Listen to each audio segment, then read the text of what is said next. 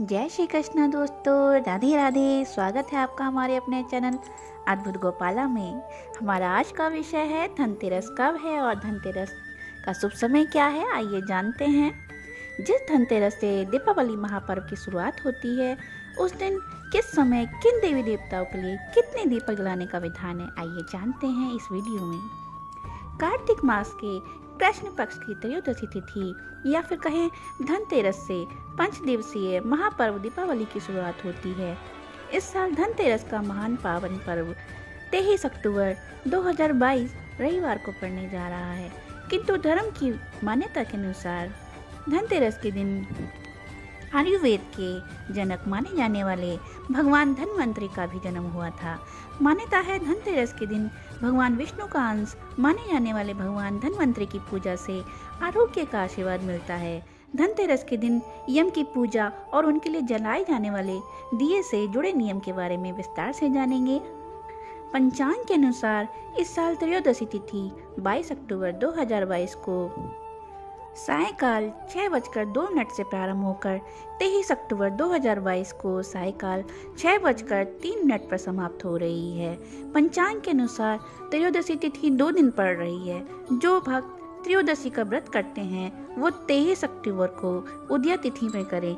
जो धनतेरस की पूजा करते हैं वह 22 अक्टूबर 2022 को ही शाम के समय पूजा और दीपदान करें। धनतेरस पूजा का शुभ समय सायकाल 7:01 से प्रारंभ होकर 8:17 तक रहेगा। दीपक भी इसी समय आप जला सकते हैं और प्रदोष काल का समय शाम 5:45 से 8:17 तक रहेगा। आइए जानते हैं धनतेरस पर कितने और कहां जलाएं दीपक। धनतेरस पर सुखता और सौभाग्य को पाने के लिए दीपदान करने की परंपरा चली आ रही है। मान्यता है कि धनतेरस पर दीपदान करने की कृपा से व्यक्ति की सभी मनोकामनाएं पूरी होती हैं और पूरे साल उसका घर धन धान्य से भरा रहता है। धार्मिक मान्यता के अनुसार धनतेरस के दिन शाम के समय आपको 13 या 13 दीपक जलाने चाहिए, जिसमें से सबसे पहले दक्षिण दिशा में यम देवता के लिए और दूसरा धन की देवी लक्ष्मी के लिए जलाना चाहिए। इसी तरह 2 दिए अपने घर के मुख्य द्वार पर, एक दिया तुलसी महारानी के लिए, एक दिया घर की छत पर और बाकी दिया घर के अलग अलग कोने में रख देने चाहिए। आइए अब सुनते हैं यम देवता से जुड़ी धार्मिक कथा। मान्यता है कि एक बार यम देवता ने अपने दूतों से सवाल किया कि जब तुम प्राणियों के प्राण हरते हो तो तुम्हें उस समय किसी पर दया आती है।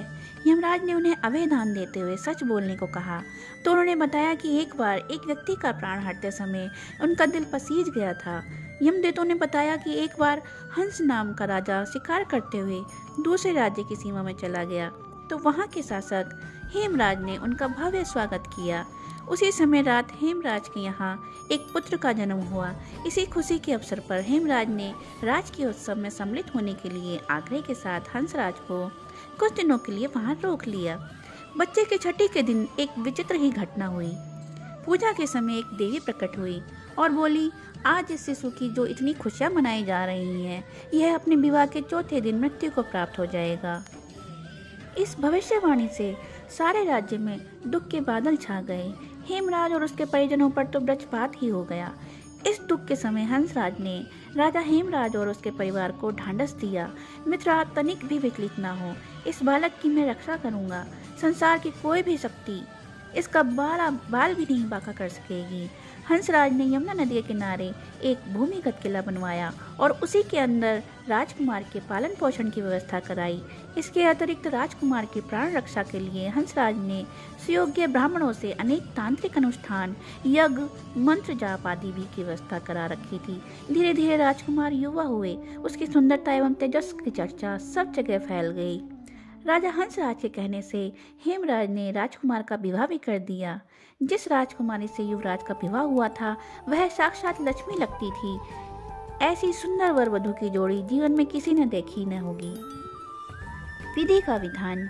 विवाह के ठीक चौथे दिन यम के दूत राजकुमार के प्राण हरने आ गए। अभी राज्य में मांगलिक समारोह ही चल रहा था। राज परिवार व प्रजा खुशियां मनाने में मग्न थे। राजकुमार और राजकुमारी की छवि देखकर यमदूत भी विचलित हो उठे, किंतु राजकुमार के प्राणहरण का अप्रिय कार्य उन्हें करना ही पड़ा। यमदूत जिस समय राजकुमार के प्राण लेकर चले, उस समय ऐसा हाहाकार मच गया, दारुण दृश्य उपस्थित हुआ, जिससे द्रवित होकर दूत भी स्वयं रोने लगे।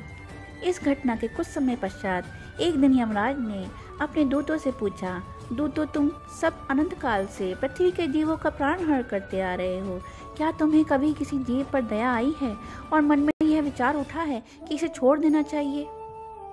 यम के दूत एक दूसरे का मुंह देखने लगे। यमराज ने उनसे संकोच को भांपकर उन्हें उत्साहित किया, संकोच नहीं करो, बेझिझक और निर्भय होकर बताओ। इस पर एक दूत ने सिर झुकाकर निवेदन किया, मृत्युदेव, ऐसे प्रसंग तो कम ही आए हैं, किंतु एक घटना हुई है जिसकी याद मुझे आज भी है परेशान कर देती है। यह कहते हुए दूत ने हेमराज के पुत्र प्राणहरण की घटना सुना दी। इस दुखद प्रसंग से यमराज भी विचलित हो गए। इसे लक्ष्य करके दूत बोला, नाथ, क्या कोई ऐसा उपाय नहीं है जिससे इस प्रकार के अकाल मृत्यु से प्राणियों को छुटकारा मिल जाए? इस पर यमराज ने कहा, जीवन और मृत्यु सृष्टि का अटल नियम है तथा इसे बदला नहीं जा सकता, किंतु धनतेरस को पूरे दिन का व्रत और यमुना में स्नान कर धन्वंतरी और यम का पूजन दर्शन अकाल मृत्यु से बचाव कर सकता है। यदि यह संभव न हो तो संध्या के समय घर के प्रवेश द्वार पर यम के नाम का दीपक अवश्य जलाना चाहिए। इससे असमय मृत्यु और रोग से मुक्त जीवन प्राप्त किया जा सकता है। यहीं से मित्रों धनतेरस के दिन यम दीपक प्रज्वलित करने की परंपरा प्रारंभ हुई। जय श्री कृष्ण। राधे राधे।